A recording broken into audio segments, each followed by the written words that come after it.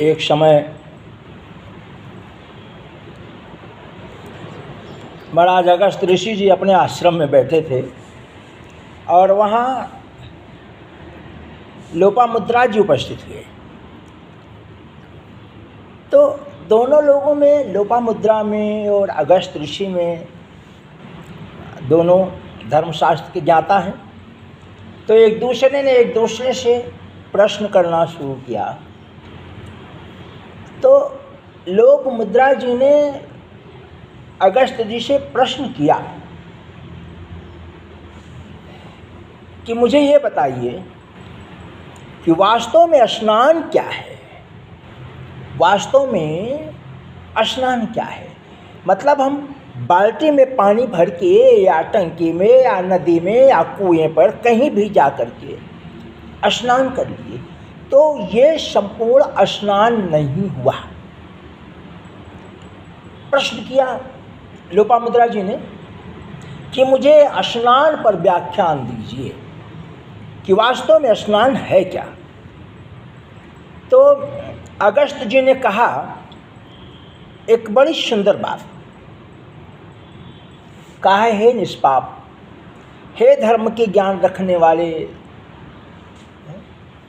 धर्म में रत रहने वाले, धार्मिक विचार के महापुरुष संत लोपामुद्रा जी, मैं मानव संत तीर्थ का वर्णन करता हूँ।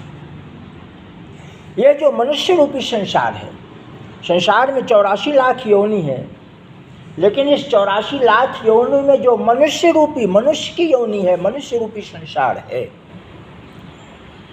इस लोक में, इस भुवन में, इस संसार में जो मनुष्य वर्ग है, मनुष्य लोक है, जो मनुष्य है, मानव तीर्थों का, मानव संत तीर्थों का वर्णन करता हूँ, उसे सुनो। तो अगस्त जी कहते हैं कि ऋषिवर, इन तीर्थों में स्नान करके मनुष्य परम गति को प्राप्त होता है। जिन मानव तीर्थों का वर्णन किया, जिन मानव तीर्थों का वर्णन किया, वो मानव तीर्थ हैं सत्य।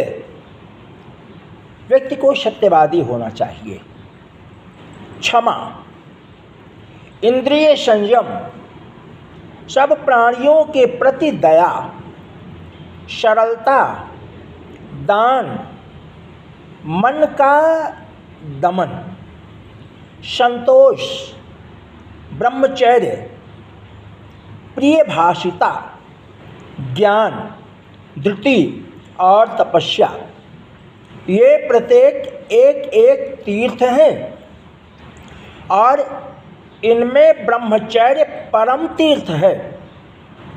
मन की परम विशुद्धि तीर्थों का भी तीर्थ है। मन की परम विशुद्धि ही तीर्थों का परम तीर्थ है। और मन की जल में डुबकी मारने का नाम ही स्नान नहीं है। अगस्त ऋषि जी कहते हैं, हे लोपामुद्रा जी, जल में स्नान करने का नाम ही स्नान नहीं है। जल में डुबकी मारने का नाम ही स्नान नहीं है। जिसने इंद्रिय संयम रूपी स्नान किया हो वही स्नान है, और जिसका चित्त शुद्ध हो गया हो वही पवित्र है।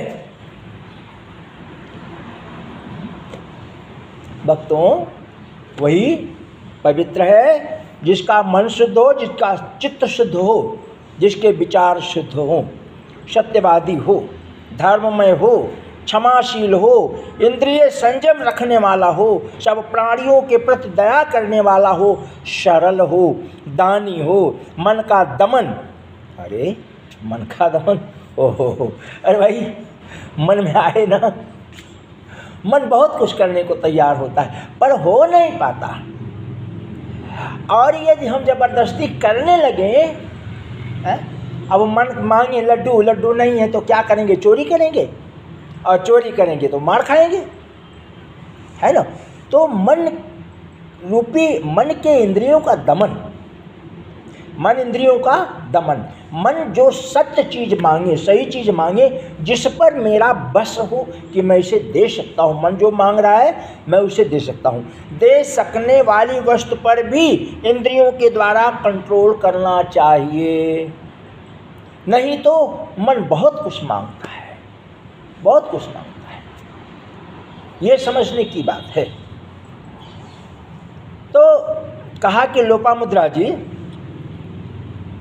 संयम रूपी स्नान जिसने कर लिया, जिसने इंद्रिय रूपी स्नान कर लिया, इंद्रिय संयम रूपी स्नान कर लिया, वही स्नान है। और जिसका चित्त शुद्ध हो गया है वही पवित्र है। जो लोभी है, चुगलखोर है, निर्दयी है, दंभी है, विषयों में फंसा हुआ है, वह सारे तीर्थों में भली भांति स्नान कर लेने पर भी पाप और मलिन ही है, पाप से युक्त है, पापी कहलाता है, और मलिन है, गंदे विचारों का है। जो वो लाख तीर्थों में जा करके, गंगा में, जमुना में, सरस्वती में, सप्त नदियों में स्नान कर ले, पर उसके स्नान करने से वो पवित्र नहीं होगा। शरीर का मैल उतार लेने से मनुष्य निर्मल नहीं होता, मन के मल को निकाल देने पर ही भीतर से सुनिर्मल होता है। मनुष्य जल बिंदु जल में ही पैदा होते हैं और जल में ही मरते हैं, परंतु वे स्वर्ग में नहीं जाते, क्योंकि उनका मन का मैल नहीं धुलता। विषयों में अत्यंत राग ही मन का मैल है, और विषयों से वैराग्य को ही निर्मलता कहते हैं। चित्त अंतर की वस्तु है, उसके दूषित रहने पर केवल तीर्थ स्थान से शुद्धि नहीं प्राप्त होती, अपवित्र ही रहती है, अपवित्र ही रहती है। इसलिए अगस्त्य जी महाराज कहते हैं, हे लोपामुद्रा जी, वैसे ही तब तक मन का भाव शुद्ध नहीं है, तब तक उसके लिए दान, यज्ञ, तप, शौच, तीर्थ सेवन और स्वाध्याय सभी अतीर्थ हैं। जिसकी इंद्रियां संयम में हैं, वह मनुष्य जहाँ भी रहता है वही उसके लिए कुरुक्षेत्र, नैमिषारण्य और पुष्कर आदि तीर्थ विराजमान है, विद्वान है, स्थित है। और ध्यान से विशुद्ध हुए राग द्वेष रूपी सबका नाश करने वाले ज्ञान जल में जो स्नान करता है